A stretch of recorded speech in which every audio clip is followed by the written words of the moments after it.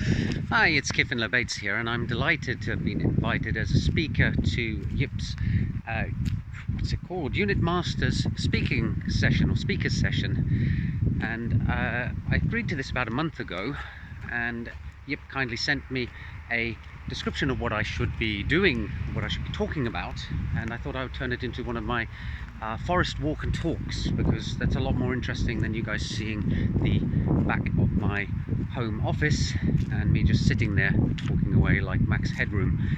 So I asked Yip for details on the audience so I could pitch my talk accordingly, and let me quote what she said: the audience is global and of diverse backgrounds and from all walks of life.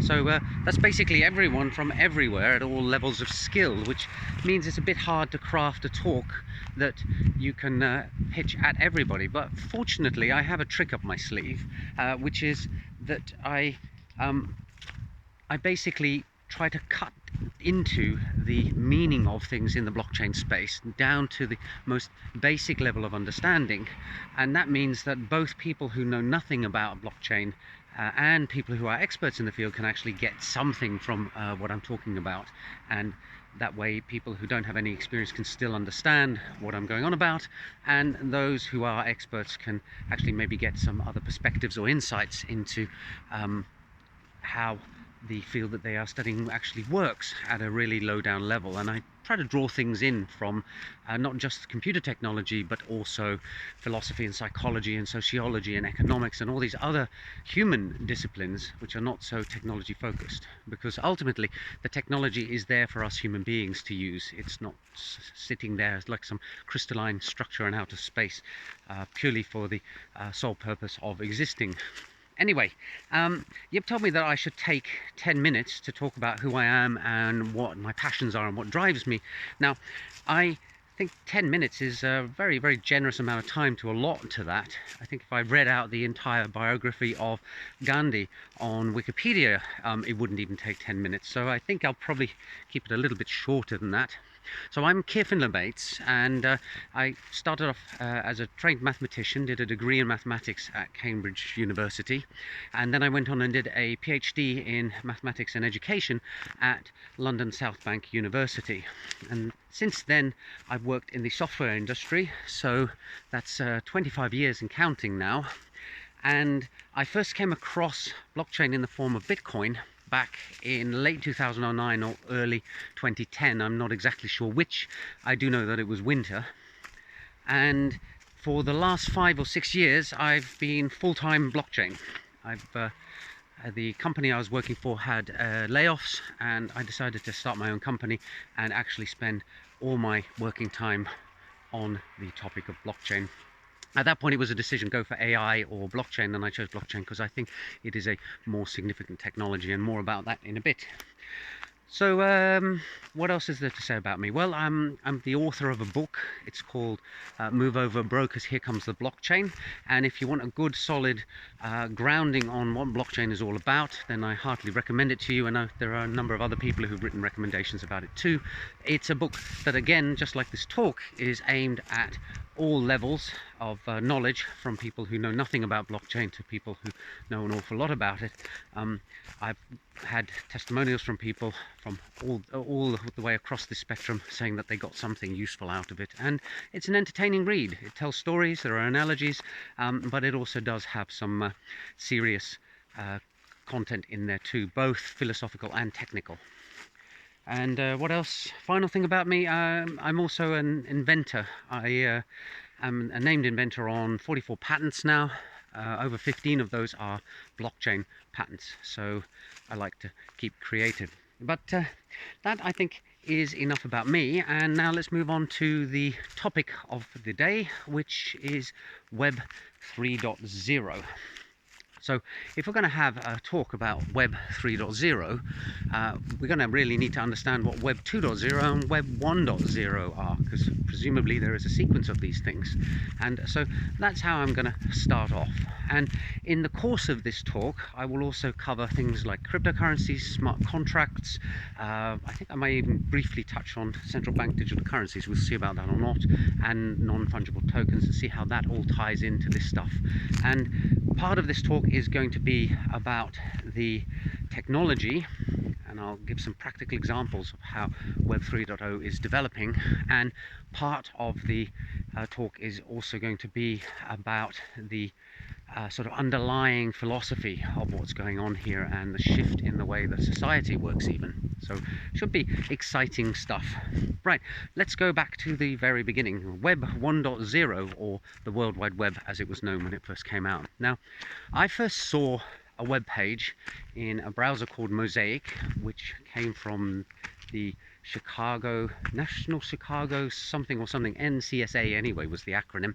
It was a very clunky piece of software, very grey looking, and the web page was grey, and it had a picture of a guy who could well have sat next to me in mathematics lectures when I was an undergraduate, with something along the lines of, "Hi, I'm John Smith, this is my web page, here is a list of some other web pages of my friends," with 3 or 4 links underneath it, and when you clicked on those links you went to other identical grey pages with a picture of a similar looking person and more links to other pages. So it wasn't very exciting stuff, to be honest. But little did I know back in 1991 and 92 what was going to happen in the space of the internet and the World Wide Web. And I think a lot of people didn't at that point. This is the thing with groundbreaking innovation. If it's really, really significant, it's often really hard to understand how it's going to change and shape the way that we see the world.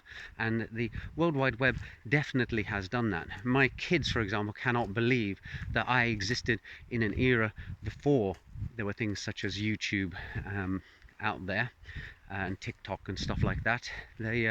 For them to come from that era is like you might as well have come from an era where there were no motor cars or no houses or things like that. It's ancient history as far as they're concerned.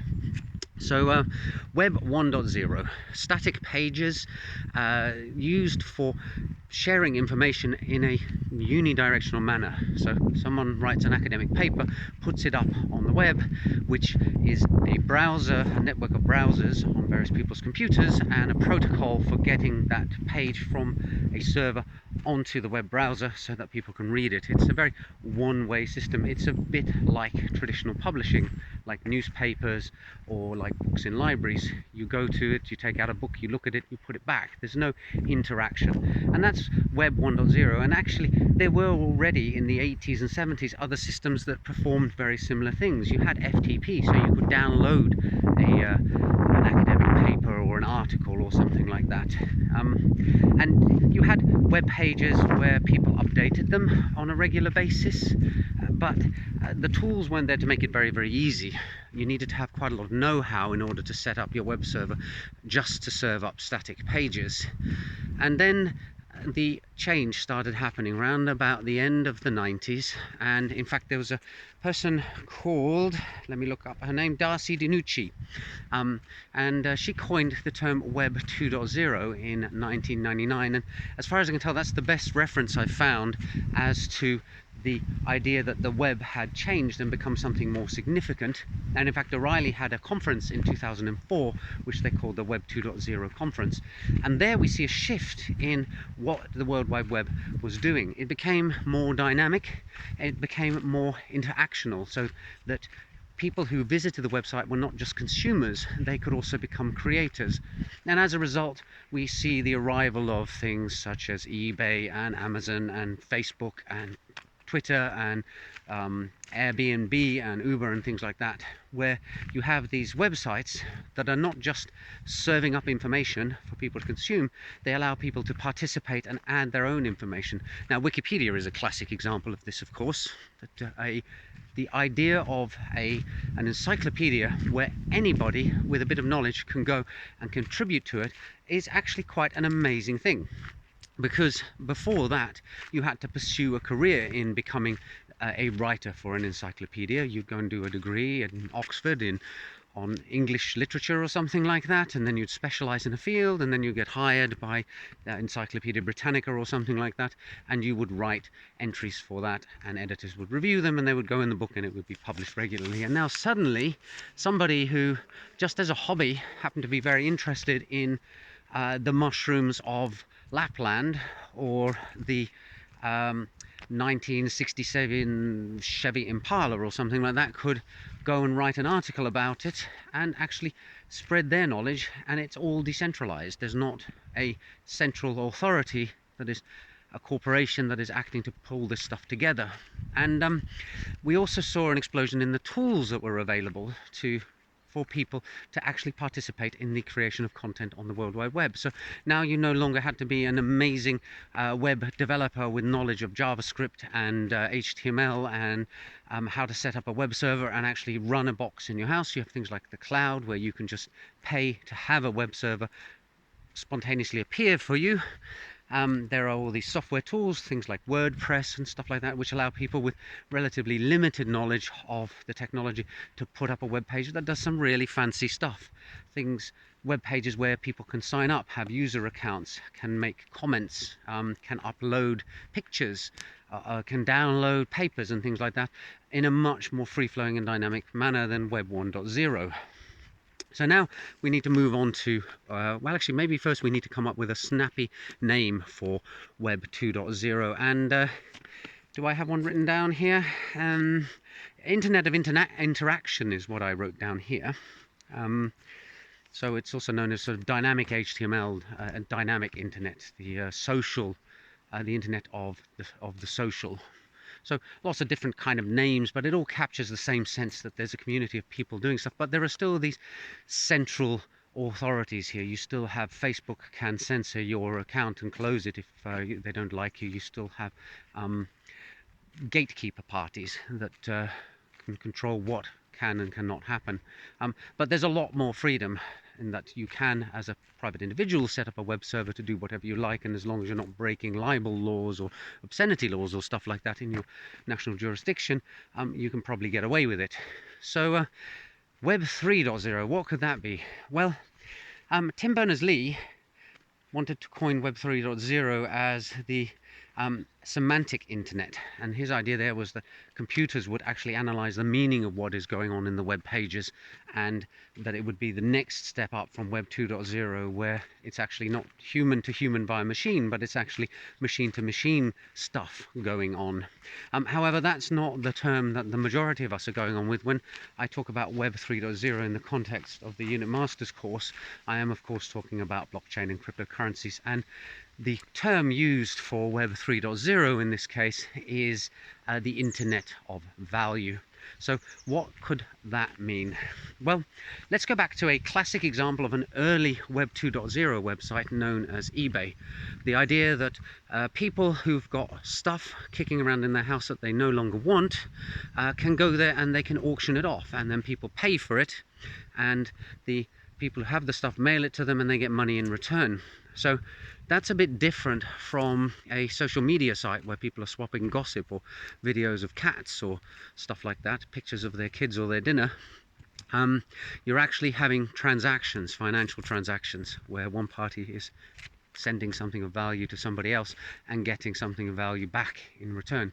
But you hit a problem with that, and that is the problem of transferring value and of payments. And the world of banking and payments is a very heavily regulated and very closed one. You can't just wake up as a blockchain as a copywriter or a shopkeeper or an office clerk or something and say to yourself, I'm going to set up a payment processor like PayPal. There's an awful lot of hurdles that need to be jumped through before you get all the required licenses. There's all sorts of security considerations. It's not an easy task to undertake. It's not easy to set up a bank. In fact, when people need a bank normally and they're rich and they can afford it, they go off and buy one. So the finance world has historically been very, very closed. Now this is where blockchain and cryptocurrency step in and are making a change, which is that you or I can very easily gain access to a cryptocurrency and start transacting with other people.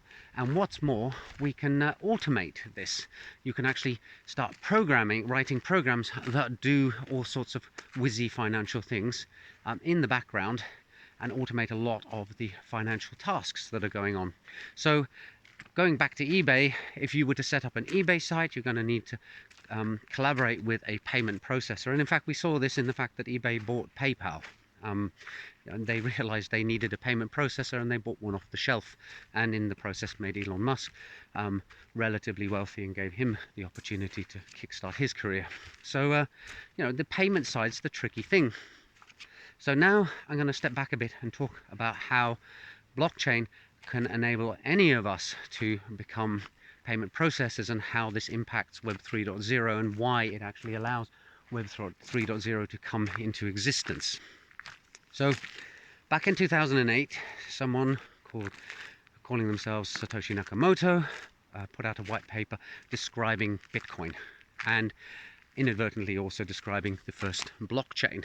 And then about 3 or 4 years later, Vitalik Buterin and friends came up with the idea of Ethereum, which takes Bitcoin and adds a programming layer on top of it that is far more sophisticated than the basic scripting system that Bitcoin provided. So there we have the start of the foundations that allow Web 3.0 to come into existence. And if we step back again and look at Bitcoin, there we have the first cryptocurrency, the idea of digital units of money that can't be forged, that have clear ownership, and that can easily and simply be transferred. So how on earth did these cryptocurrencies come to have value? Well, it's the same answer for anything that has value, which doesn't actually have a use other than having value. So if we look at, for example, an apple, it has utility. It has value because if I'm hungry, I can eat it, and then I'm not hungry anymore. And a house has value because I can live in it and be protected from the weather.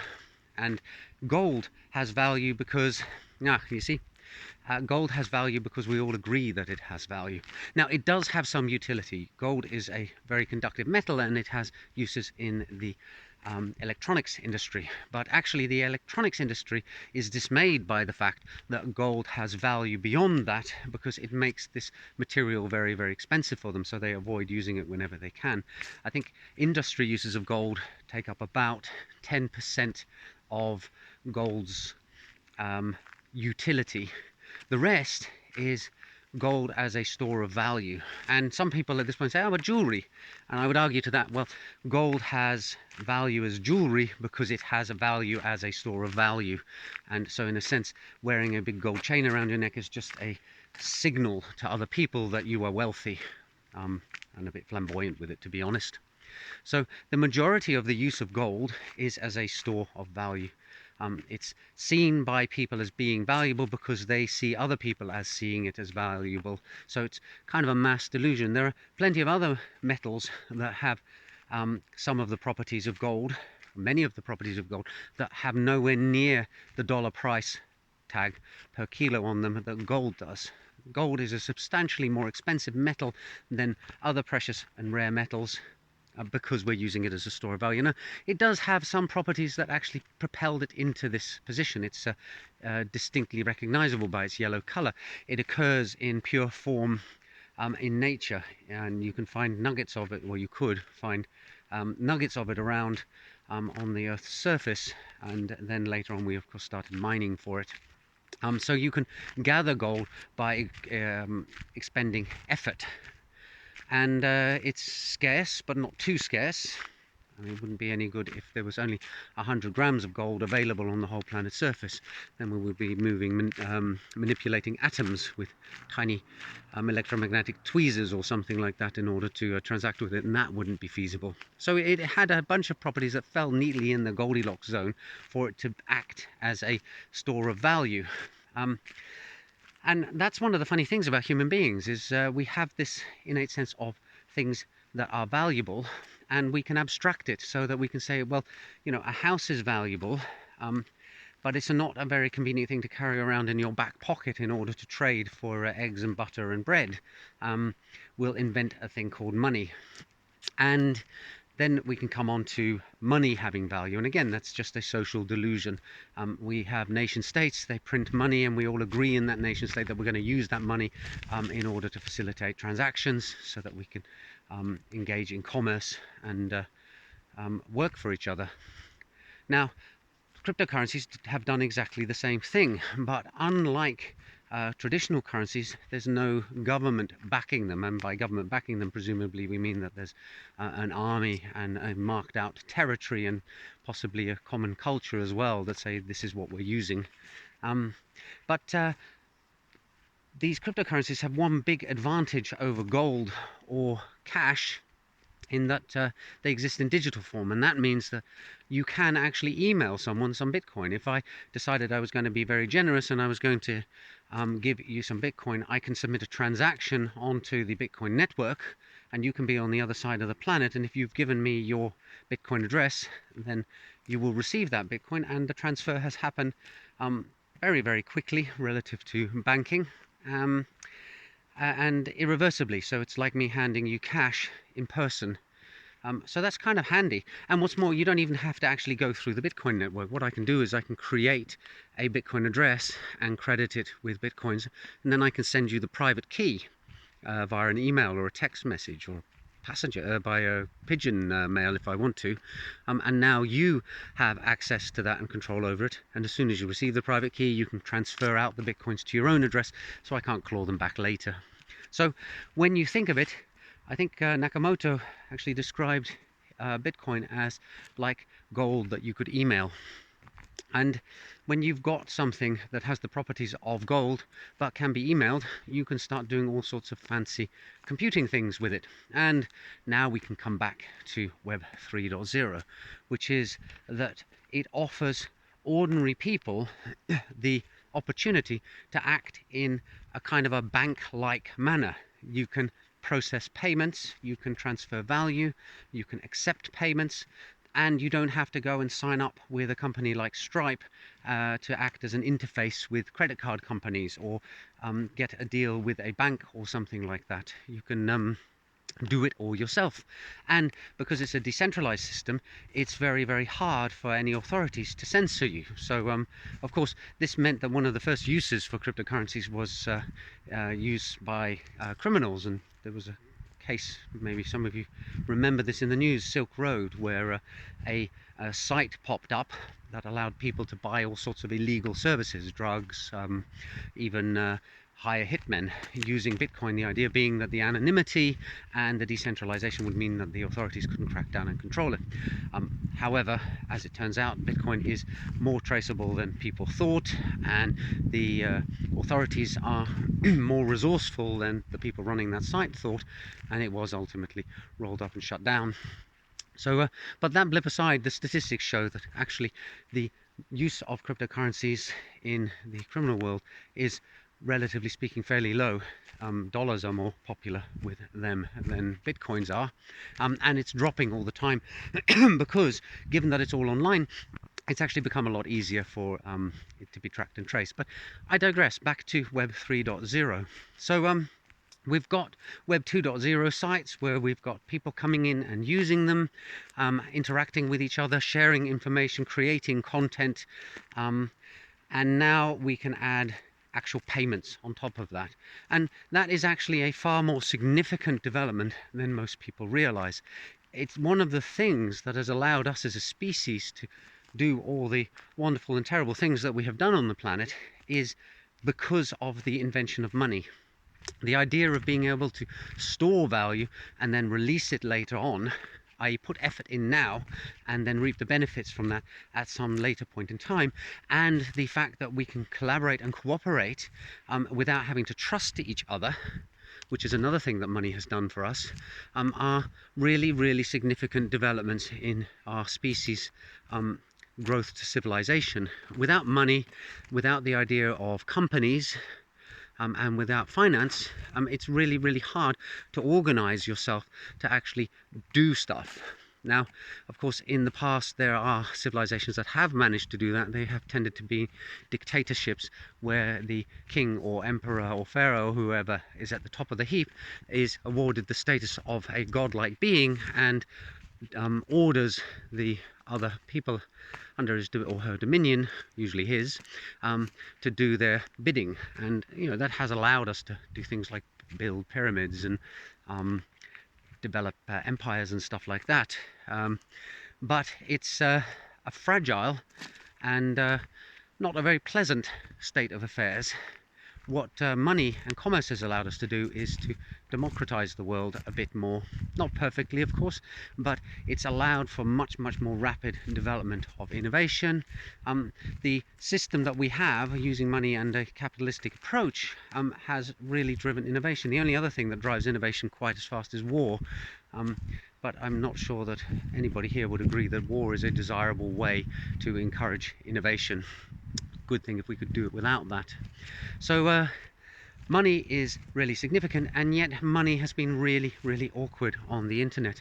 As anybody who's desperately tried to buy a last-minute offer on a website only to find that their bank is not accepting their credit card because for some reason your bank thinks you're in Egypt instead of in Finland, you know, I'm sure you've all got many frustrating stories about this. Lost passwords, banks just for some reason deciding that your money in your bank account is not at this moment really yours, that they're not giving you access to it. And this, I don't know how often it happens to you guys, but it happens to me more often than I would like it, that I'm trying to pay for something with a credit card and it's declined and I don't even know the reason why.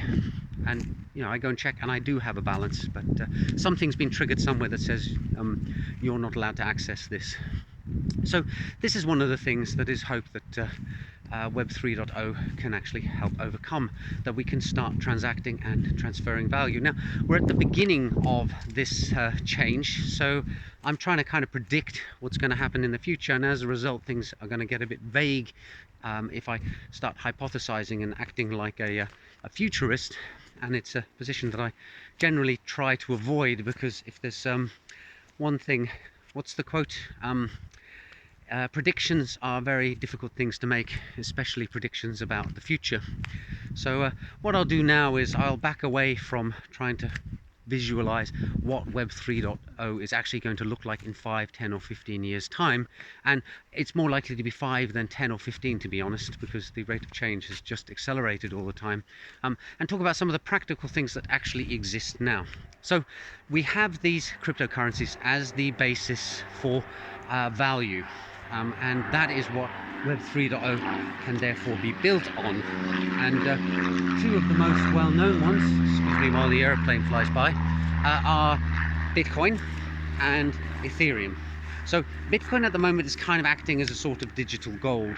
It's not really lived up to its promise to become a new payment system because the cost of transacting in Bitcoin is very high. However, people are building systems around it in order to make it a better payment processing system. The one that's most well known is called the Lightning Network. And the idea is that it allows you to do lots of micropayments and then use the Bitcoin blockchain to sort of settle up at the end of the day.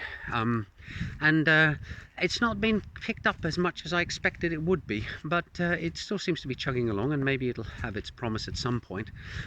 But there you have therefore the option of small payments.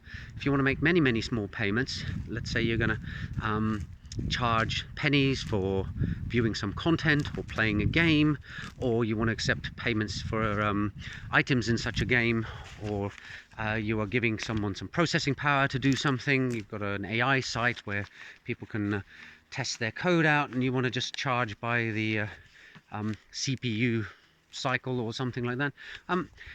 It's not feasible really to do that with credit cards. You're putting barriers and friction up for people to engage with such systems, in the same way that Web 1.0 put up barriers for people who wanted to share information. All those people needed to have a certain level of knowledge that just wasn't there in the general public, and then Web 2.0 came along and made it more usable. So the idea here is that Web 3.0 will make financial usage easier as well, and remove some of the barriers that stop people actually transferring value, making purchases, or things like that, because they are quite high barriers. I'm actually quite amazed when I go to, for example, stock trading sites, that people who say they have no technical knowledge then log on to these places and do some pretty sophisticated trading stuff. So I think people underestimate what they're capable of, but you have to give them that initial nudge or push. Where was I then? Oh yes, so I talked about Bitcoin as a payment system. Another thing that it can allow is actually machine-to-machine payment.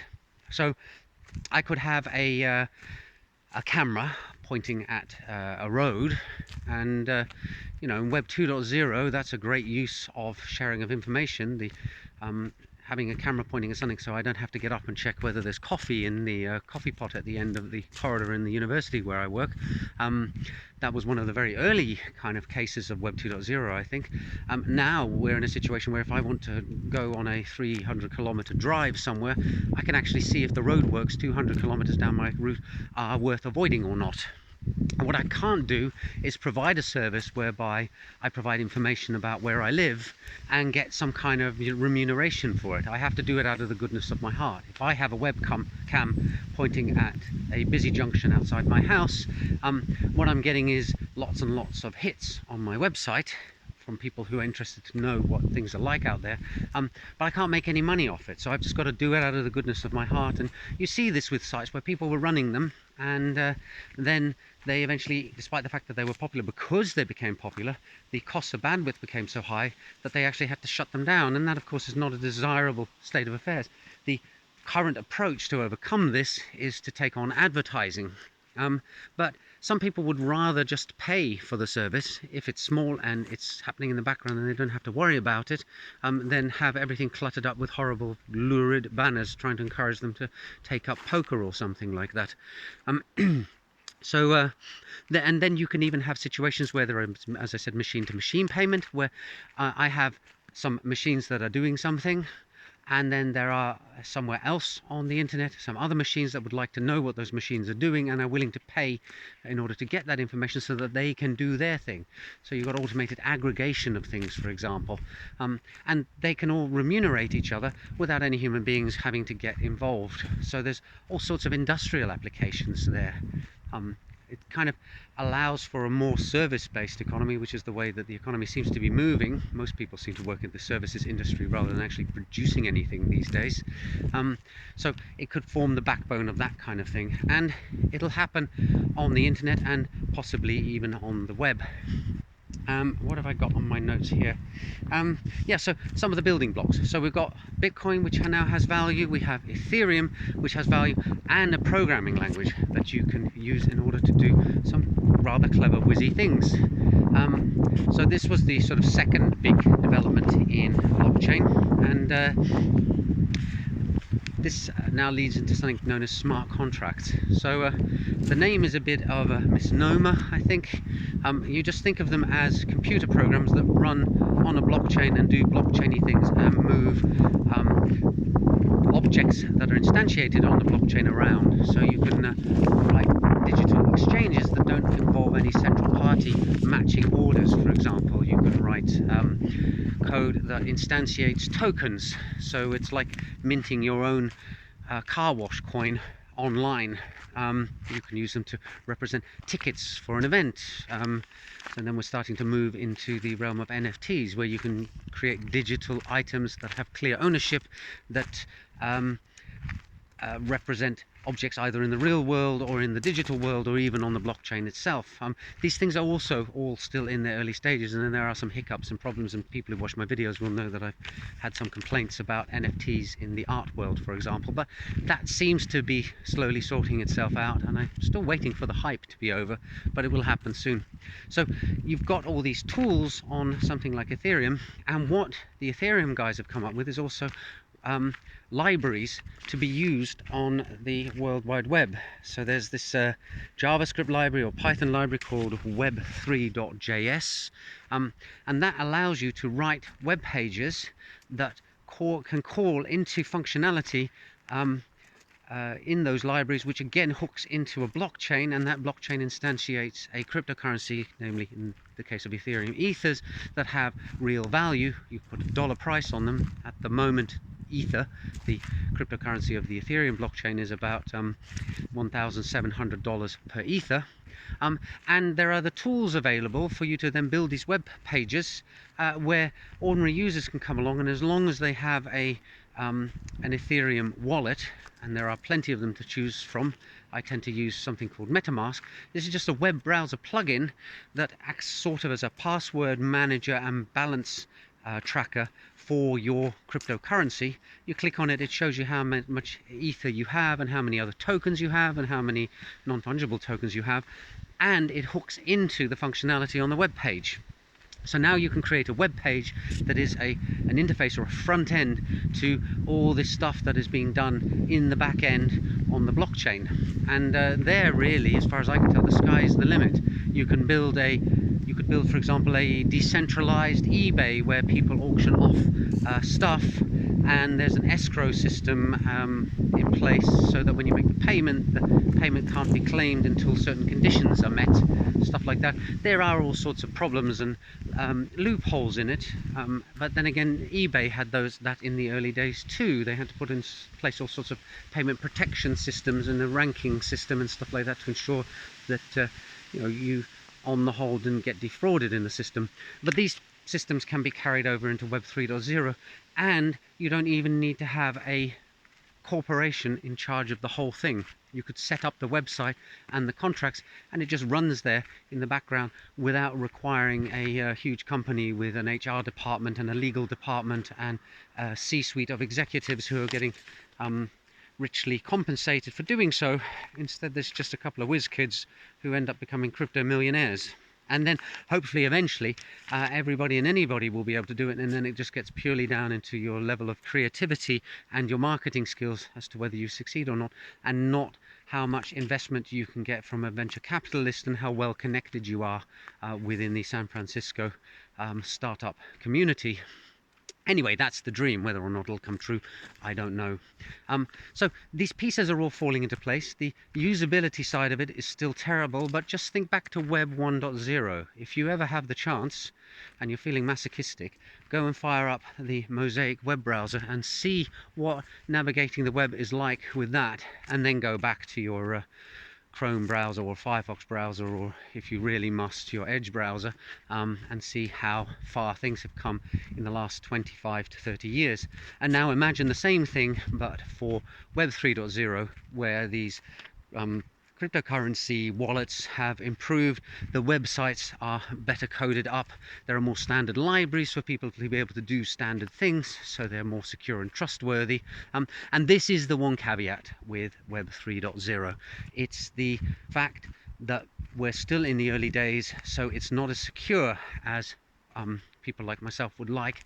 However, whereas with Web 2.0, the worst thing that could happen is that a database would be compromised and your username, password, and some details about yourself would be leaked.